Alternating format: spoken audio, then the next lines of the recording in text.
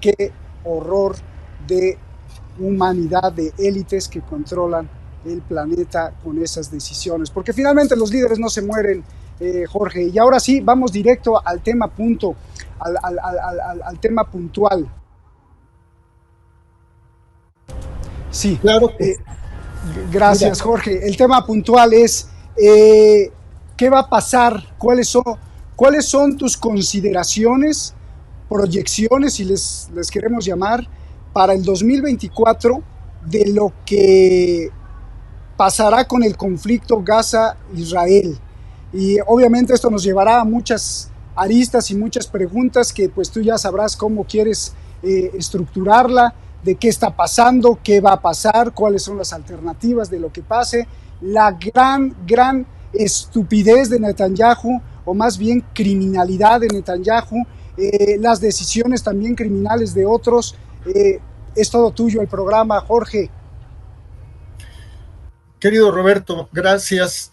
Aquí abro un paréntesis. Siempre que me haces el favor de invitar y cuando veo el programa me quedo con la sensación de que se pudo haber hecho mejor. Voy a tratar de hacerlo mejor que las ocasiones anteriores, hermano. No, no, no, Mira, siempre lo haces mejor.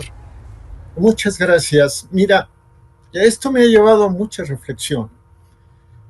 Finalmente, lo de Gaza fue el detonante para que los globalistas occidentales traten de hacerse con el control del Medio Oriente, un control que se les está escapando de las manos como el agua. Y Gaza, por otro lado, está en una región que es crucial para China, potencia que mencionaba tu servidor hace un rato, porque mira, China importa el 50% de su petróleo y de su gas del Medio Oriente. Así de ese tamaño. Entonces, si Israel, si Estados Unidos y sus aliados, hablemos del Reino Unido, de Francia, de la OTAN, etcétera, le cierran la llave del petróleo del Medio Oriente a China, imagínate la repercusión que tendría esto en la planta productiva de China, que está en plena carrera para disputarle la hegemonía económica mundial a los Estados Unidos. Si te quitan el 50% de la energía, pues te pegan y te pegan bastante fuerte, ¿no? Por otro lado, Roberto, el conflicto de Gaza tiene además otras dos aristas. Una es regional, es decir, favorecer el expansionismo de Israel, hacerse con el control total de Gaza. Ya lo dijeron entre el 31 de diciembre y el 1 de enero, dos de los ministros más recalcitrantes de Netanyahu, Bezalel Smotrich, el ministro de Finanzas, y por el otro lado el ministro de Seguridad Nacional, este señor de nombre Itamar Ben Gabir, de que pues es necesario que los gazatíes se vayan, porque para que Israel esté seguro se necesita que Gaza esté poblada por israelíes, por colonos israelíes. Y aparte, veo un componente religioso que lo puede hacer todavía más grave. La historia nos enseña, querido Roberto, perdóname. Sí, no te Gracias. preocupes. No, la historia nos enseña que cuando las posturas religiosas se exacerban, entonces dan pauta a los fanatismos, ¿no? Perdón, de hecho, jamás es una organización compuesta por fanáticos. Pero los sionistas que quieren la limpieza étnica en Gaza también son fanáticos. ¿A dónde quiero llegar? Hay una organización que tu amable público la puede detectar en internet sin mayor problema, que se llama thethirdtemple.org, eltercertemplo.org. Y esta organización está muy a tono, querido Roberto, está muy a tono con el fundamentalismo de Smotrich y el de Ben Gvir, en el sentido de que todo el Medio Oriente les pertenece y que ya es hora de que construyan en lo que llaman el monte del templo, donde está la cúpula sobre la roca y donde está la mezquita de Al-Quds, que ya es tiempo de que Israel, entre comillas, así lo dicen ellos, recupere ese territorio para comenzar la reconstrucción del tercer templo. El primero destruido por Nabucodonosor, el segundo destruido por el general Tito, y que ya es hora de que comience el tercer templo, la construcción del tercer templo. ¿Y por qué es importante esto? Y con esto te devuelvo la palabra. Querido Roberto, esto es importante porque según las profecías de los talmúdicos, con la construcción del tercer templo inicia lo que ellos llaman la etapa mesiánica, la etapa de la redención y del poder judío. Incluso estoy en posibilidades de afirmarte que como parte de este tema del tercer templo se necesita una vaca roja. Todo está en el Antiguo Testamento. Se necesita una vaca roja perfecta para que en su momento sea sacrificada y su sangre y sus cenizas purifiquen al pueblo de Israel y luego venga una etapa de paz. No da tiempo de leerte lo que dicen ahí, pero hablan de que prácticamente sería una especie de religión universal. Así lo dicen. Bueno, entonces, del estado de Texas ya fueron enviadas 5 vaquillas rojas que están mimando, qué bueno, por ellas, apapachándolas, en fin, cebándolas, examinándoles, te puedo decir, que cada pelo, para que en el momento en que esté listo el tercer templo, en que esté lista la redención de Israel y la venida del Mesías, entonces la sacrifiquen. En síntesis, en Gaza, entonces, bullen 3 tipos de causas. Una geopolítica regional, ¿sí? Tratar de minar a quienes estorban el proyecto del Gran Israel que tú has tocado aquí en tu programa. Y en eso pues involucran a Irán, a Siria. 2, el que Israel abra la puerta a que Estados Unidos y sus aliados eviten o traten de evitar que penetre la nueva ruta y la franja de la seda de China. Y número 3, el tema religioso de los talmúdicos que quieren ya empezar la construcción del tercer templo para que venga su Mesías. Un Mesías que evidentemente gobernaría todo el mundo, Roberto. Pues lo que dices es de terror, me aterran tus palabras de verdad, y no como lo dijiste al principio por ser alarmista, pero si tenemos locos con poder y además fanáticos respetando de verdad con mucha prudencia todas las religiones, pero fanáticos creyendo que hay que derramar sangre para purificar y que Dios venga, pues entonces estamos en acercándonos a un punto en donde todo sería válido siempre y cuando cumplas con la palabra de la divinidad de acuerdo a cómo cada quien la vea, y eso es terrible. Ya lo vimos en la historia universal y eso significa muerte y obviamente no ponerse de acuerdo. Hay un problema, digo, todo esto que parece así como muy esotérico, religioso, encuadra porque cuando empieza este fuego desmedido entre Israel y Hamas, a partir del 7 de octubre, pues tú sabes y ustedes saben que Gaza pues es la región con más densidad de población en el mundo y todos estos millones de pobladores gazatíes, gente civil, gente que trabaja, están siendo arrinconados y el día de hoy pues toda la parte norte de Gaza pues se pasó a la del sur y las tienen así como ratones apretados. Cientos de miles de personas han tenido que abandonar sus casas. Imagínate tú que nos estás viendo que de pronto caen misiles y tienes que correr. No importa de qué afiliación seas o si eres político o no político o si le vas a un partido u otro, tú tienes que correr porque los misiles de Israel están cayendo y abandonar todo si es que puedes, porque si no te mutilaron a tu familia o mataron a la mitad de tu familia o te quitaron una pierna en los bombazos. Pero el día de hoy Gaza está apretujada en el sur.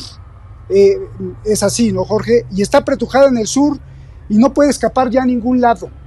Esto cuadra con que, pues, con interpretar que hay una intención de barrer y de limpiar, así como con escoba, hacer una limpieza de gazatíes, de habitantes de Gaza. Esto encuadra con limpieza étnica, por supuesto, pero ¿qué va a pasar, Jorge? Porque los están empujando cada vez más hasta la pared, porque hay una pared en el sur, que es la frontera con Egipto.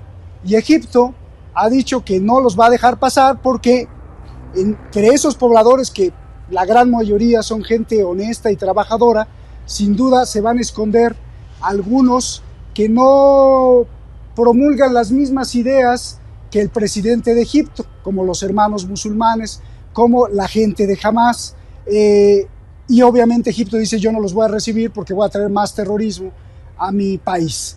Y entonces aquí viene la gran pregunta: ¿cómo se va a resolver esto? ¿A dónde van a ir todos esos gazatíes? Israel no le va a quedar más remedio de que aceptar que perdió y dejarlos que regresen a sus casas, o los va a bombardear y los va a eliminar como si fueran insectos.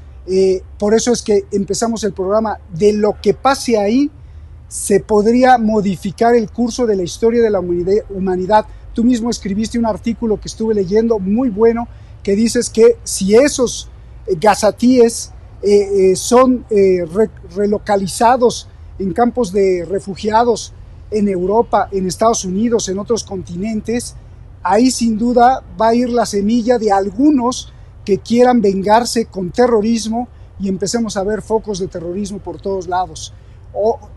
¿Cuál es la solución? Israel no creo que quiera aceptar la derrota, la tendrá que aceptar, fumigará como si fueran insectos. Esto es verdaderamente grave, Jorge. Sí, Roberto. Mira, lo que tu servidor prevé es que las hostilidades continuarán y los israelíes ultraconservadores de Netanyahu se saldrán con la suya y culminarán con la limpieza étnica de Gaza. Antes de continuar, sin embargo, quisiera, si me lo permites, hacer una distinción, porque, por ejemplo, los partidarios del Tercer Templo no necesariamente son todos los judíos que viven en Israel, ni todos los judíos que forman parte de la diáspora. De hecho, Netanyahu enfrenta una oposición fuerte a raíz de que, entre otras cosas, modificó el sistema de justicia para supeditar al Poder Judicial de su país, supeditarlo a él y de esta manera ganarse impunidad, porque sobre él y su esposa pesan acusaciones de corrupción.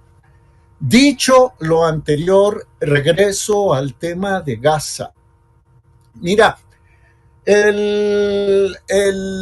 uno de los ministros, no recuerdo si fue Smotrich, aquí lo tengo, sí, fue Smotrich, el ministro de Finanzas, dijo el 31 de diciembre en tono de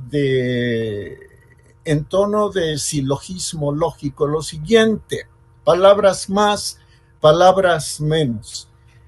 Para que Israel tenga seguridad, debe haber control sobre Gaza. Para que haya control sobre Gaza, debe haber presencia civil de Israel, o sea, los colonos que se roban las pertenencias, la tierra, eso lo digo yo, las tierras, los hogares de los palestinos. Y concluyó esta especie de silogismo Smotrich el 31 de diciembre diciendo lo siguiente: para que haya presencia civil de Israel en Gaza, debe haber la emigración de gazatíes. O sea, que en el plan de Israel y obviamente de sus aliados, de Estados Unidos, del Reino Unido, de Francia, que han tenido las manos muy metidas ahí siempre, de lo que se trata es de sacar a los gazatíes. El 25 de diciembre, lo recuerdo muy bien, será la Nochebuena en México.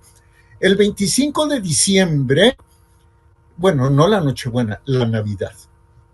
El 25 de diciembre, el primer ministro Benjamín Netanyahu dijo que una de las líneas de trabajo era el de la migración voluntaria.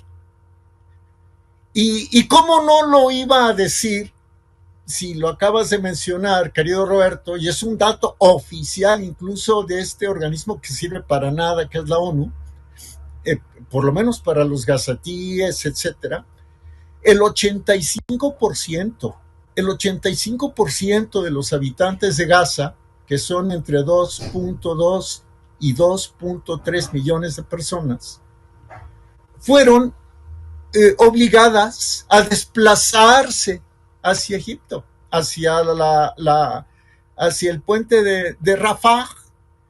Muchos de ellos ya no tienen casa ni la volverán a tener. Entonces, fíjate qué sencillo. Oye, no tienes casa, no tienes trabajo, la economía está deshecha. ¿Sabes qué? Pues vete, te dejamos ir. Ah, pero no se te olvide que los que se queden aquí van a necesitar divisas, van a necesitar remesas. Y esas remesas las vamos a administrar nosotros a través de nuestros bancos. De hecho, Itamar Ben-Gvir, el ministro de Seguridad Nacional, cuando habló de fomentar la migración de los habitantes de Gaza, dijo que era una solución justa, moral y humana. Entonces, si ya te tienen al borde de la nada, pues es muy sencillo terminar por obligarte a que te vayas de lo que ha sido tu tierra por milenios, por cientos de años.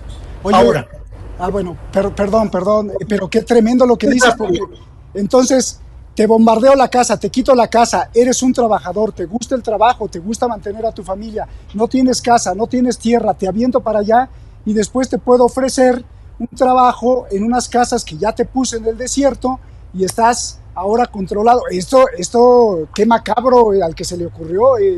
Y seguramente tú escribiste también que estaba Soros detrás. No sé, perdón por haberte interrumpido, Jorge. Hermano, sigue. no, muchísimas gracias, Roberto. Sí, mira, me traje notas para tratar de ser más asertivo. Mira, el plan es ese, y ojalá y enseguida te pueda dar el nombre de uno de quienes lo han publicado, porque el plan existe incluso por escrito, ¿eh?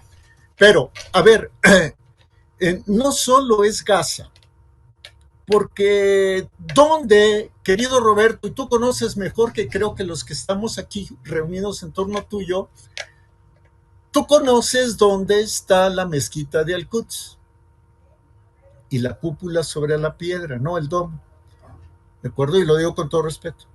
Yo soy cristiano, soy católico, pero lo digo con todo respeto. A ver, ¿de qué? El siguiente paso, ¿cuál sería? hacerse con el control absoluto de Cisjordania. Y teniendo el control de Gaza, y teniendo el control de Cisjordania, y teniendo ya las embajadas occidentales en Jerusalén, el siguiente paso sería decirle a Jordania, ¿sabes qué, Jordania? Discúlpame, pero como lo dijo Ben Gavir, toda esta agitación comenzó, tú lo recuerdas y lo dijiste aquí, cuando Ben Gavir se metió 2 veces y profanó 2 veces los lugares santos de la religión musulmana en la Jerusalén ocupada y dijo que el monte del templo le pertenecía a Israel. Ahí comenzó todo esto, o sea, nada es por casualidad.